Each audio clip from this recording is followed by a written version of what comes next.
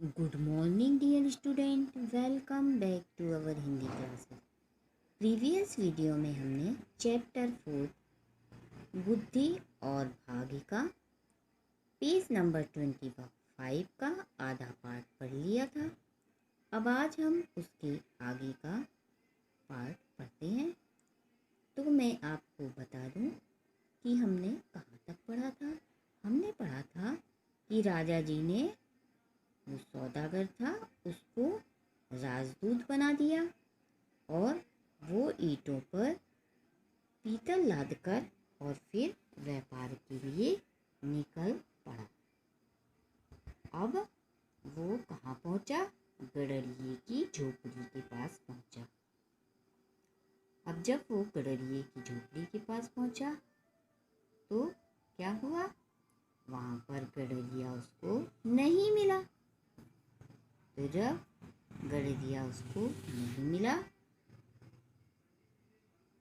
तो फिर उसने क्या किए?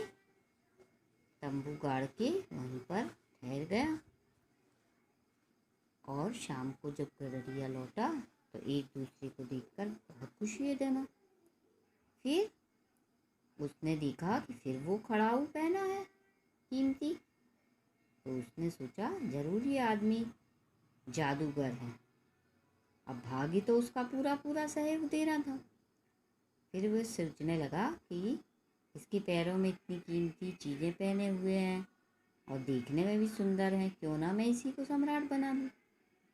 और यहाँ पे जो चारागाह है वहाँ की ज़मीन खरीद लूँगा और ज़मीन खरीदने के बाद यहीं पे महल बना लूँगा और ये राजा रहेगा और मैं कौन रहूँगा? मंत्री. ठीक है. अब हम इसके आगे का भाग पढ़ते हैं. तो आगे क्या है?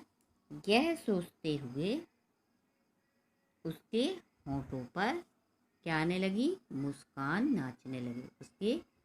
वो मुस्कुराने लगा. भाग्य ने उसके हृदय के भाव पढ़े और खिल उठा. और क्या हुआ? क्या किए? उसके हृदय के भाव पढ़े और वो खुश हो गया कि चलो अब ये राजा बन जाएगा. तो बुद्धि थी जो वो क्या हुई? मुस्कुरा उठी. क्या हो गई? मुस्कुरा उठी. भेड़ बकरियों को अपनी अपनी जगह बांधकर थका हुआ गडरिया पीतल की सिल्लियों के साथ सहारा लेकर बैठ गया. वो थका मांदा तो था, तो उसने क्या किया? पीतल की जो सिल्लियाँ पड़ी थी उसमें सहारा लिया और बैठ गया. और सौदागर से बोला. क्या बोला? कि अब की बार तुम बहुत जल्दी लौट आए. उसने बोला अब की बार तुम क्या हुआ? बहुत जल्दी लौट आए. अब उसने क्या कहा? हाँ, बहुत काम आ पड़ा था. उसने बोला कि बहुत काम आ पड़ा था. अब मैं तुम्हारे पास कुछ दिन रहूँगा. तुम्हें कोई ऐतराज तो नहीं? क्या बोला वो? कि मैं तुम्हारे पास ही कुछ दिन रहूँगा. तुमको कोई आपत्ति तो नहीं है, ऐतराज तो नहीं है? ठीक है. तो उसने क्या कहा? अरे वाह, कैसी बातें करते हो. जंगल में मंगल हो जाएगा. बस मेरी भेड़ बकरियों को तुम्हारा कोई आदमी ना छेड़े. ठीक है. उसने क्या किया? जंगल है उसमें मंगल हो जाएगा, यानी शुभ हो जाएगा, अच्छा लगेगा, चहल पहल लगेगी और खुशी होगी मुझे. तो बस मेरी भेड़ बकरियों को तुम्हारा कोई आदमी ना छेड़े, है ना, परेशान ना करे मेरी भेड़ बकरियों को. अरे अब तुम इन भेड़ बकरियों की चिंता मत करो, मैं तुम्हें सम्राट बनाने वाला हूँ. ने क्या कहा? कि अब तुम इसकी चिंता मत करो भेड़ बकरियों की, मैं तुमको क्या बनाऊंगा? सम्राट. ठीक है. अब पेज नंबर 27 पे आ जाइए. क्या बोला वो? सम्राट वह क्या बला होती है. उसने कहा कि सम्राट बनाओगे, ये कौन सी बला होती है. ठीक है.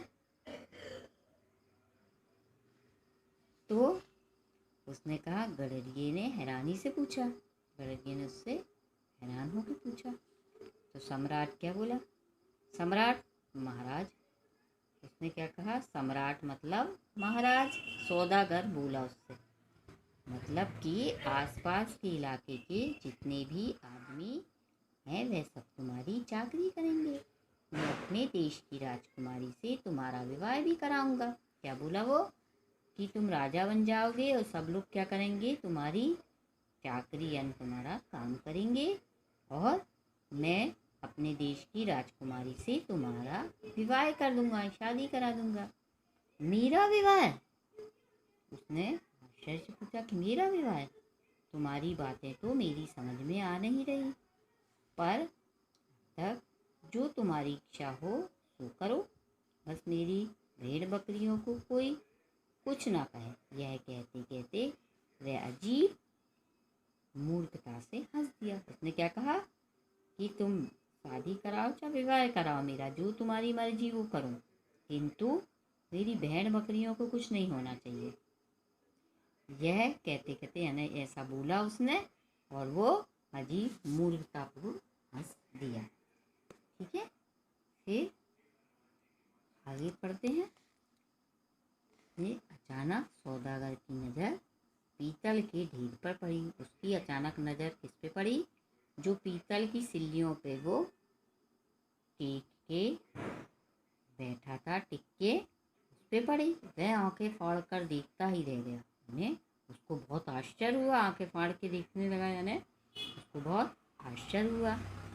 पीतल में एक अजीब तरह की चमक आ गई थी। पीतल में क्या आ गई थी, एक चमक। अब वह पीतल का नहीं, सोने का ढेर था। यानी पीतल था जो, वो सोने में बदल गया था। ठीक है, क्योंकि भाग्य उसका साथ दे रहा था। अब हम आगे पढ़ेंगे कि और कैसे भाग्य ने उसका साथ दिया और कौन जीता। नेक्स्ट वीडियो में हम आपसे फिर मिलेंगे। तब तक के लिए